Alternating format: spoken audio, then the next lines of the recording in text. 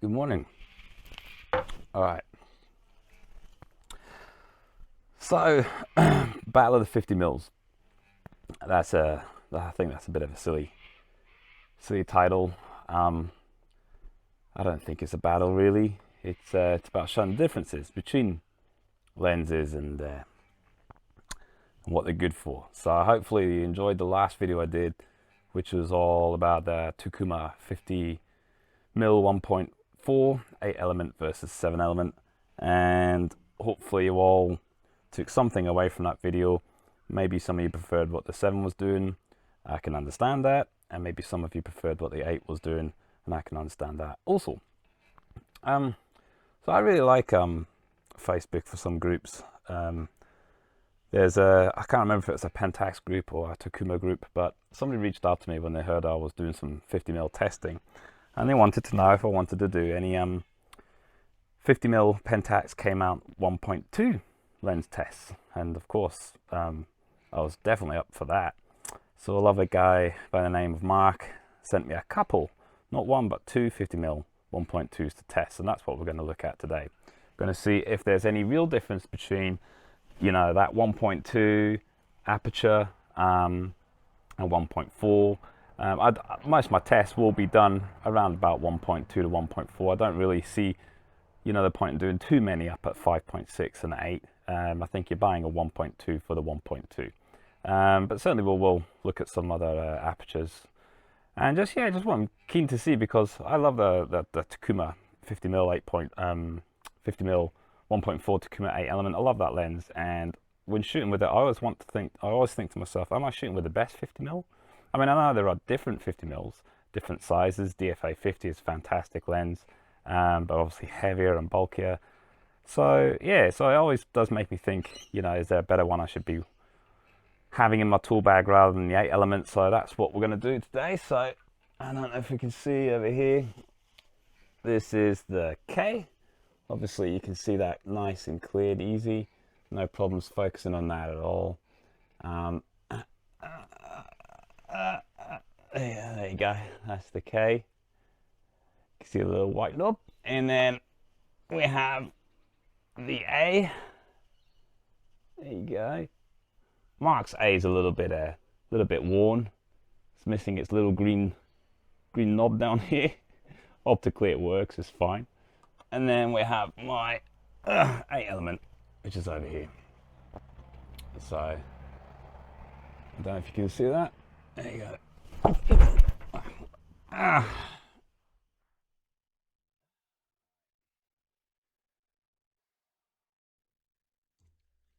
All right. Stop horsing around. Let's have a look at some sample images. Just before we get right into these images, what I will say is that this was a lot harder to do because I was juggling 3 lenses in the field rather than just juggling that just 7 and 8 element from the last video I did. So I found this one a lot harder to do. The light did change a little bit on the day. When the sun's gone across the sky, you know, it does change. I don't like to do boring charts indoors under controlled lighting. I just feel as though it doesn't really reflect what you're going to do with the lens in real life, and I feel like that's more valuable, even if you're going to have some differences with things like light and stuff like that. So yeah, so for me, that's just how I'm rocking with these tests. Is just to do them outdoors and get a little bit more of an overall impression. I think is quite useful. So yeah, let's just get into it. Right, so this is the first scene. What we're looking at here is, so again, top right hand is telling you the lens. So this is the A, and this is at 1.2, and the focus is on down here. I chose this scene. I couldn't get to the exact same locations that I did last time. The river was higher and I couldn't cross over like I wanted to get to some of the same scenes from last time. So this is different. I just had to make do with what I got on the day. So the focus is on here, and what I'm trying to see with this shot is how the out of focus area looks, how sharp it is at 1.2.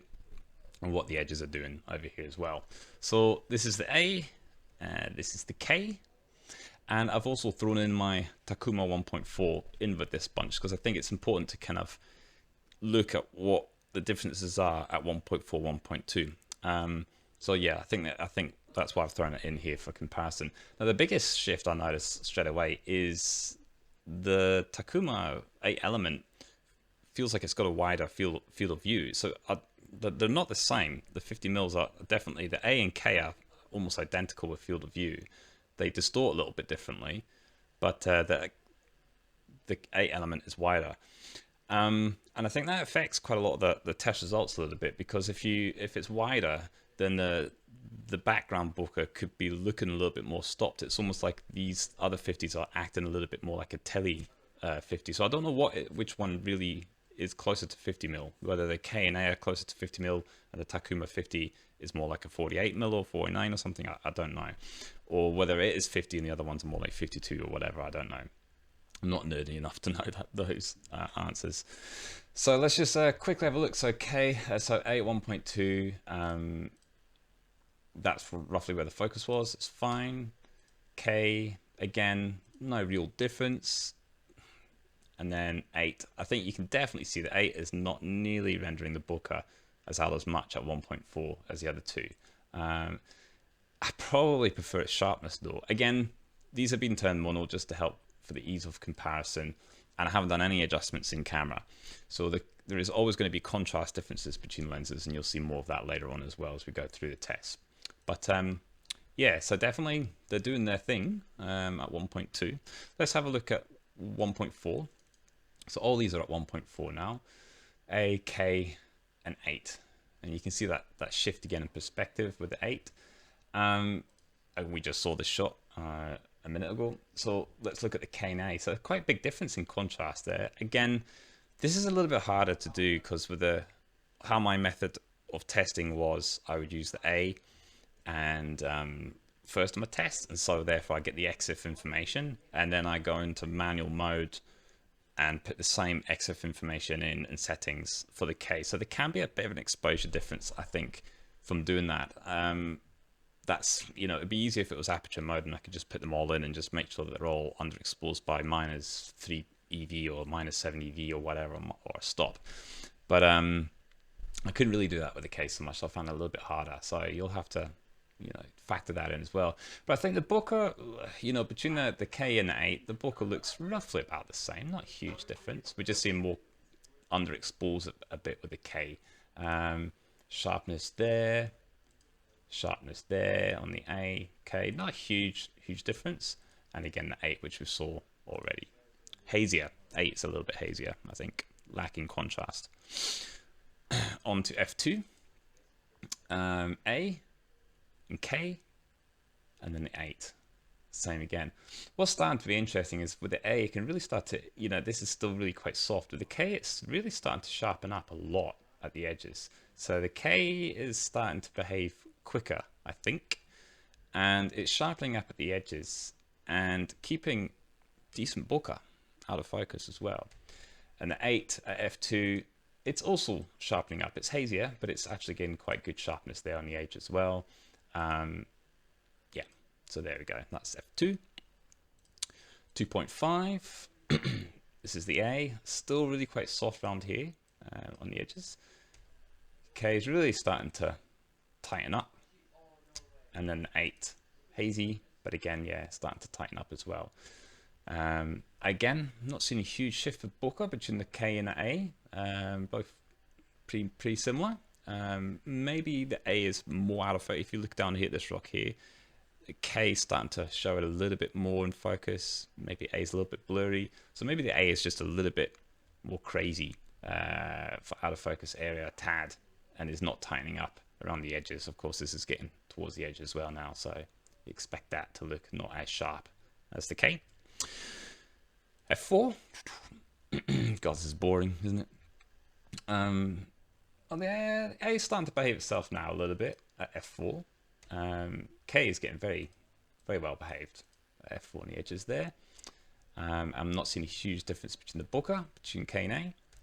And the 8 element, again, it's starting to sharpen up nicely there too, and always has did have quite good sharpness on the focus point. And 5.6, lastly. So here we've got the A behaving much better now on the edges. I would still give it to K. K definitely looks like it's got tighter edges at 5.6 than the 4. Slight differences in perspective a little bit there, you can see. And the 8 element is, yeah, nice and sharp on the edges too now by at 5.6. All right, it's kind of interesting once you get to about 8. When you get to about f5.6, it doesn't feel like it's a huge night and day difference anymore with the background bokeh. It's like, despite the field of view differences on the 8 element, it feels just about same out of focus as the others. A little bit, not as much, but not a huge difference. So that was scene A. Scene B. Okay, this one, I just chose to kind of take focus right down in the middle there at 1.2 and just compare to see how they all look here. So this is A, this is K. I think there's quite a big difference there. If you look at if you look at the bokeh up here, the K is really quite out of focus, and the A is showing that little more stop down, slightly more onion ring. Less of that, but more out of focus with the K. And then this is 1.4 with the 8 element, obviously not matching that same kind of out of focus. And again, a bit more onion ring. So there you go. That's 1.2, 1.2, 1.4. Let's have a look at them all at 1.4 now. A, K, and AE. So again, that's interesting. Same thing again, the A and the K. The K is starting to show a lot more out of focus at 1.4 than the A, I think. If we zoom in, that's the kind of center sharpness. Always hard to get critical focus.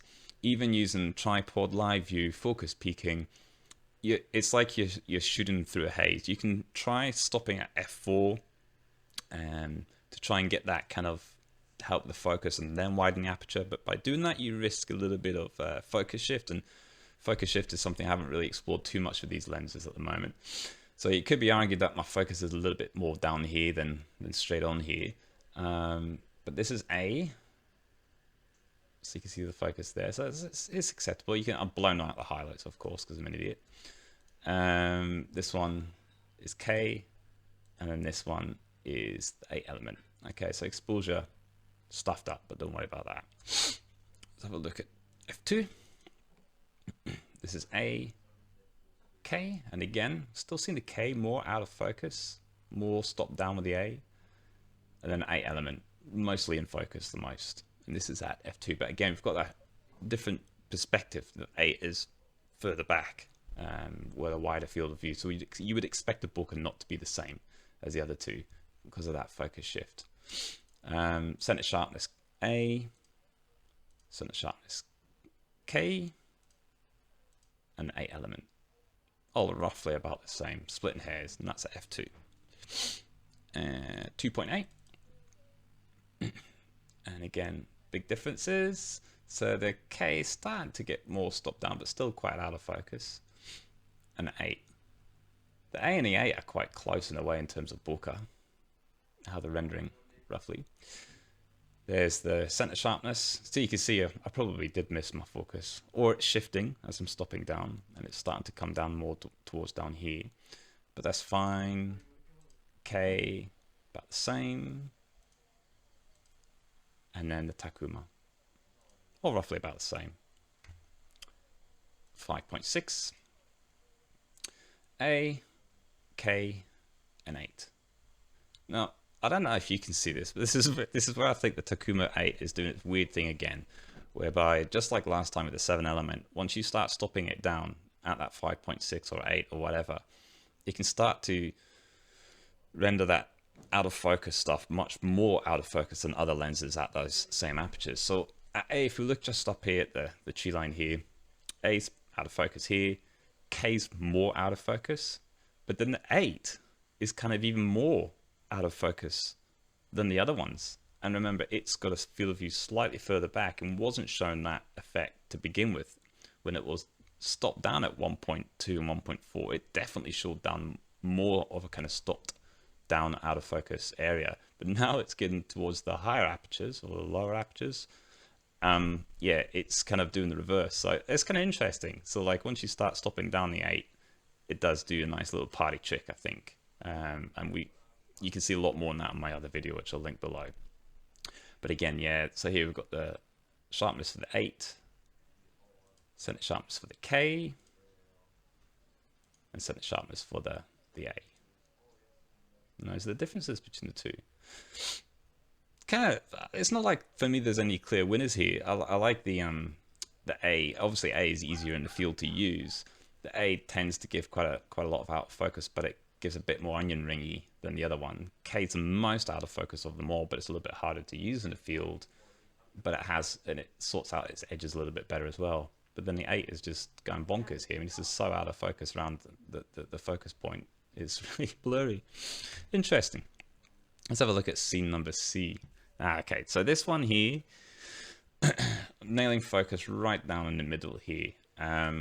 This is a river behind, and you'll see a little bit more of the bokeh here later on as I stop down.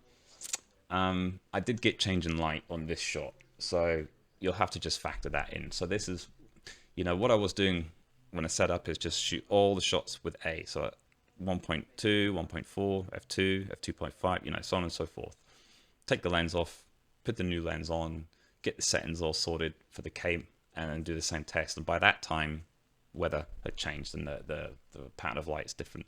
So this is what the light I got with the A. This is K. Big difference, A. It's just the sun's basically just hidden it, and there's no other reasons for that difference. But you can still kind of get an idea. Center sharpness here in the K, it's kind of similar to the A. It might look like the A is more sharper, but I don't think it really is. It's just the light on the two. My focus may be off a little bit as well, but it's roughly around here. And then 8. Really though, we're going to find the bokeh. Again, quite interesting this one rather than center sharpness, so we'll get to that in a minute. That was at 1.2, so 1.2, 1.2, 1.4. Let's have a look at them all at 1.4. So this is the A at 1.4. Again, to me, I get to this point where it's like, this is sharp enough. No additional sharpening is done here, so this is fine for me. These 1.2s are definitely usable at 1.2, I feel. They're acceptably sharp, and if you boost them carefully in post-processing, you'll get some nice results. So that's A, K, again, fine. You might, focus obviously isn't quite in the same spot this time, but you can tell somewhere else in the image where it's acceptably sharp, like down here, it seems to be okay. And then the 8. 8 looking quite clear for sharpness, I think, at 1.4. So I think quite big difference, because I've got similar light with the A element and the K, and these are both at 1.4, and I think you'll agree that the K, the 8, sorry, is sharper in lots of areas than the K. The K is a little bit softer. But again, user error. These things are really quite hard to do in the field. this thing's waving around a little bit as well. I waited for still moments, but it is moving. Here we go. This is what are we at? F2 with the A. F2 with the K. And F2 with the A element. Okay. F2.8 now. So I'm starting to see this is the next interesting point, is that the A and the K, I think, both have this kind of octagon kind of bokeh, whereas the A element has more of a kind of hexagonal. So it depends what you like more. But I think you can get typically a little bit more roundish looking bokeh, I think, with the A and the K than you can with the 8. So yeah, this is what do we say? 2.8 A. And then K, I think definitely missed the focus here. It's much sharper on these back leaves here. See if anywhere else. Here's, yeah, at the top of this leaf looks better. So you can see here, it's pretty sharp. Sharp enough, definitely. If you just have a good photographer, that helps, eh? F4. Now this is where it gets interesting, right? So F4 with the A. Have a look at this bokeh. So this is, like I say, well, this is water. We've got stream here, dips down, so that's white frothy water there. A and K. K looks to me slightly more out of focus. The 8 element is ridiculously out of focus though compared to the other two at f4. So I think again, you know, we can see here the hexagonal bokeh balls here and the 8 element here. Yeah, so 8 element is definitely dreamier, that same aperture. Doing the exact same party trick it was doing with the 7 element, I feel anyway. Sharpness sort of there, the 8 element, sharpness with a K, which is probably better up here to see. And then the A.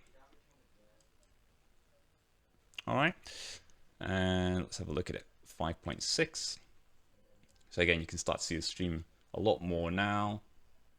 A and K looking roughly about the same, not too much in it. But whoa, look at that, completely different with the 8 element. Now it doesn't mean it's better. You might actually, I think probably I'd prefer a little bit more of this if I was doing a proper shot here and not just a test shot and I was framing up for something like this. I probably want the background to be pulled more into the image so I know what it really is rather than this kind of blur fantastic. But it's nice to know that that's what this lens does, and it could be more useful in certain genres, perhaps like portrait. But there you go, it's 5.6. Let's have a look at it one more at f8. So again, start to see the stream. This is A, K, just looking at the bokeh here, and 8. Huge difference, big difference between those. Okay, A for sharpness, pretty decent. K for sharpness, again fine as well. I think the light started to calm down a little bit. This is interesting. So once that light changed and it didn't go as bright as it was before, it's starting to show these places a little bit better in focus. It's not just because of where I put focus, it's just because the light helped and not blow out that focus area. So yeah, K's fine. And then 8 is brighter now. Again, yeah, no problems with sharpness there. So yeah, I think that's a good kind of bokeh test, that one. E, scene E. Okay, bit of color this time. I just thought I'd just do color for the sake of variations. This is 1.2. I tried to get focus on the tip of this one here. I think in actuality it's a little bit more like down here for some of these. Such a thin slice of you know, depth of field, so very difficult. But this is what it's kind of rendering the bokeh, so paying attention to the bokeh as well here. This is the A, this is the K. Now I actually think the K makes a 1.2 bokeh more intense a little bit than the A. Light is changing, but I think you can just sort of see the texture and the lines a little bit more with the A. With the B or the K, so I think it's just a little bit more out of focus. But here we have the in focus area here. Not great, not ideal. This is what the Takumar at 1.4 is like. Much sharper and easier to see that kind of in focus area. And again, it's still rendering bokeh quite nicely, but it's not the same kind of bokeh. You have to start asking yourself, do you need the 1.2 bokeh though? Is it really that much of a party trick? Can be. 1.4. Let's have a look at them all at 1.4 now. So again, I think this is the K starting to tighten up a little bit. You can see that where it was focused a little bit better now, not fighting through the haze as much. And we just saw the 8 element a minute ago, so yeah, you can tell it's much more obvious. And the bokeh 1.4, they're all kind of comparable, aren't they, really? They're all nice. And just only 2.8 now on this one. So f2.8, we're on A. And we can see, yeah, so it's never in focus here, even at 2.8. So I've definitely hit the focus a little bit further back on this shot here. But it's there, yeah, 2.8, yeah, it's sharp enough. And on the K, probably hit focus a little bit further up here a little bit, not quite on this area here, but again, they're pretty comparable. So are there big differences between A and K? Obviously the colors are a little bit different, and that's just to do with what maybe auto white balance on the day. They're not a huge difference. And then the 8 element at 2.8, very sharp, sharpest of the lot. I think what's quite interesting is, again, we're looking at the bokeh here. This is at f2.8 on the A and a K. They're kind of the same. You know, you can look at the size of the rings, you know, and look, the 8 gets bigger. So f2.8. Now the Takumar is showing a lot of bigger out of focus. It's got dreamier on the 8 element than the other two at f2.8, and we saw that before as well. It's this party trick. I swear that's just what this lens does. All right, and then how many more tests we got? Oh yeah, so I did do this one. I did this one a long time ago actually. I forgot I had these shots, so I dug them up. This just to do something a little bit more controlled. I did a studio kind of test shot to get more controlled light. And what I did here was get my daughter's mannequin head thing, stick on a tripod, fire some gels up at some tin foil behind to illuminate them, just so I can get an idea of what the book will look like. So this is 1.2 of the K, and we can have a look at it. This was the eye that was in focus, so we can see it's kind of blurry. It's not pin sharp, but it's okay, and that's no boosting or processing, so you could probably go somewhere with that. The A, kind of the same, a little bit soft, but it's okay. And then this is the 1.4, and you can tell that's far sharper. So definitely, my takeaway message would be that a Takumar wide open is a sharper lens than the K and A wide open at their 1.2. No argument. And I think it probably holds that additional sharpness throughout all of the images, to be honest, right through the range of apertures. But yeah, it's obviously not doing bokeh the same way. So look at this bokeh here, K and A. K is the most blurry. A's starting to show the outline a little bit more, that more kind of onion ring effect where the lines around the bokeh edges are brighter and the inside's a little bit more darker. And then the 8 element, you got that shift of view again, that perspective shift is there. And the 8 element is at its widest is showing a lot more defined stop down kind of bokeh look, isn't it? So you can see those differences there. Pardon me, burpy. 1.4 is the only 1.4 I did was with the 8 element. This is the more like f2. K, definitely starting to tighten up quite a lot for focus, sharpness at 2. And the A as well. So for me, the K and A, they're really kind of this f2, they're splitting hairs. They're kind of very, very similar. And the 8 element, f2, kind of hazier, lacking contrast a little bit, but definitely, yeah, it's got that sharpness. But you can see that the bokeh more stopped down, the other two holding on to that dreamier out of focus look. It's weird, isn't it? It's weird how the Takumar does that. It starts to get more out of focus, more stopped down, but at these wide apertures, it doesn't always do that. It's kind of interesting. 2.8. So we've got the K, A, and 8. And again, I don't know if you can tell, but the 8 is starting to stay where it was really with that kind of bokeh, and the other ones are starting to look more stopped down now and kind of catch up to the 8 element. So let's center sharpness with the K. Yeah, this is the K. And A.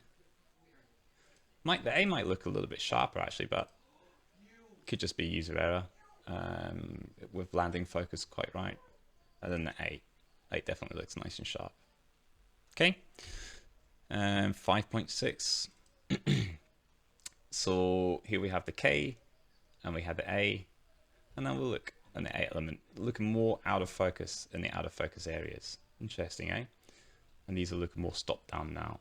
K looking the dreamiest, A looking slightly more defined than that. So I think that's a consistent pattern as well with this test. A seems to have slightly more defined bokeh, K slightly more blown out bokeh, always throughout their apertures.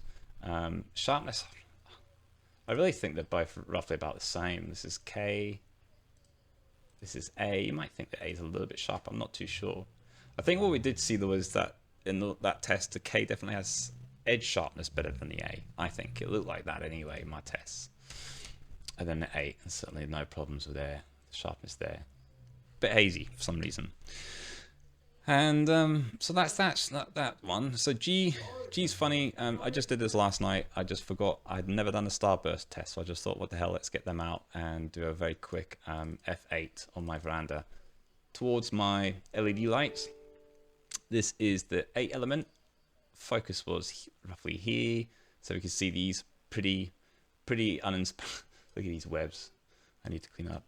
Pretty uninspiring kind of starburst, in my opinion. Not really great.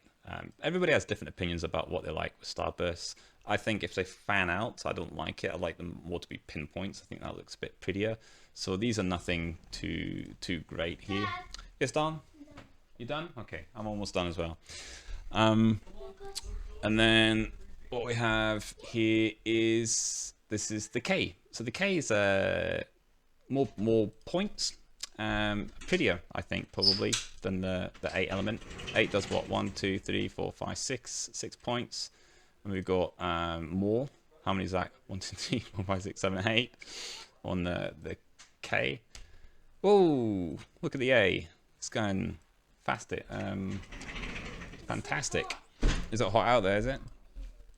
So the 8 is yeah, really. Sorry, the A, not the 8. F8 on the A. We're getting a lot of starburst there. Too many to mention. So yeah, that's quite pretty. That's a nice one. So yeah. I don't really have an opinion. I don't really have a winner here. What I will say is that I found the weight of the K and the A to be the same, and they're heavy, much heavier actually than the Takumar 8 element. And they're bigger and bulkier, so they're pretty heavy. I don't know.